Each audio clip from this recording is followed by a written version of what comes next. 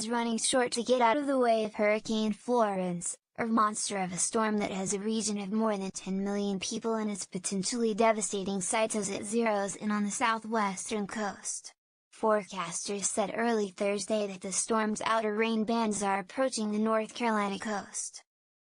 Its wind speeds have dropped from a high of 140 miles per hour, 225 kilometers per hour, to 110 miles per hour, 175 kilometers per hour, reducing it from a Category 4 storm to a Category 2, and additional fluctuations and weakening were likely as it swirled toward land.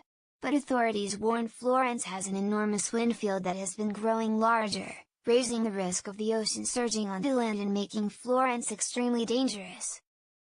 "Do you want to get hit with a train or do you want to get hit with a cement truck?" said Jeff Byard, an administrator with the Federal Emergency Management Agency.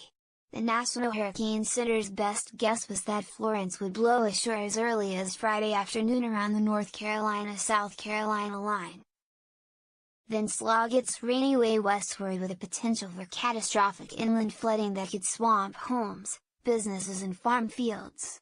About 5.25 million people live in areas under hurricane warnings or watches, and 4.9 million live in places covered by tropical storm warnings or watches, the National Weather Service said.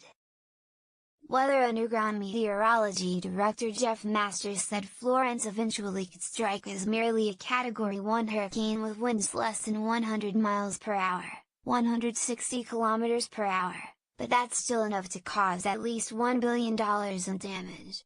Water kills more people in hurricanes than wind, and he said it will still be an extremely dangerous storm for rain and storm surge.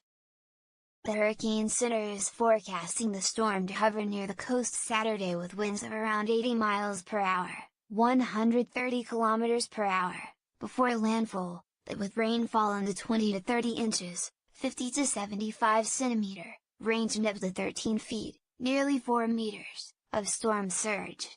President Donald Trump both touted the government's readiness and urged people to get out of the way. "Don't play games with it.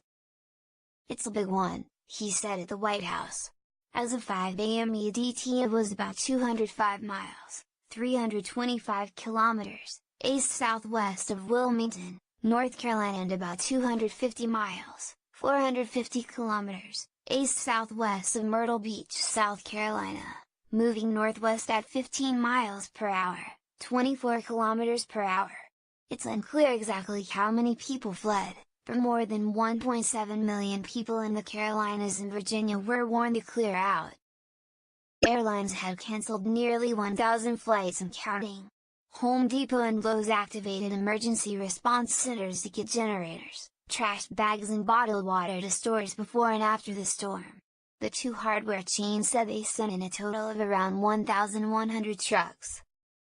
Duke Energy, the nation's #2 power company, said Florence could knock out electricity to 3/4 of its 4 million customers in the Carolinas, and outages could last for weeks. Workers are being brought in from the Midwest and Florida to help in the storm's aftermath, it said. Boarding up his home in Myrtle Beach, South Carolina, Chris Pennington watched the forecast and tried to decide when to leave. "In 12 or 18 hours, they may be saying different things all over again," he said. Computer models of exactly what the storm might do varied, adding to the uncertainty. Reacting to the possibility of a more southerly track, Georgia Governor Nathan Deal declared an emergency but did not immediately order any evacuations.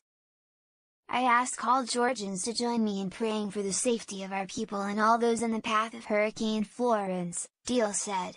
In Virginia, where about 245,000 residents were ordered to evacuate low-lying areas, officials urged people to remain away from home despite forecast changes showing Florence's path largely missing the state. Their entire neighborhood evacuated in Wilmington, North Carolina. David and Janelle Garrigus plan to ride out Florence at their daughter's one-bedroom apartment in Charlotte. Unsure of what they might find when they return home, the couple went shopping for a recreational vehicle. "We're just trying to plan for the future here, not having a house for an extended period of time," David Garrigus said. Melody Rawson evacuated her first-floor apartment in Myrtle Beach and arrived at Atlanta Motor Speedway in Hampton, Georgia, to camp for free with 3 other adults, her disabled son, 2 dogs and a pet bird. "We hope to have something left when we get home," she said. 3 other Southern raceways also opened campgrounds to evacuees. Forecasters worry the storm's damage will be all the worse if it lingers on the coast. "The trend is exceptionally bad news," said University of Miami hurricane researcher Brian McNulty, "since it smears a landfall out over hundreds of miles of coastline, most notably the storm surge.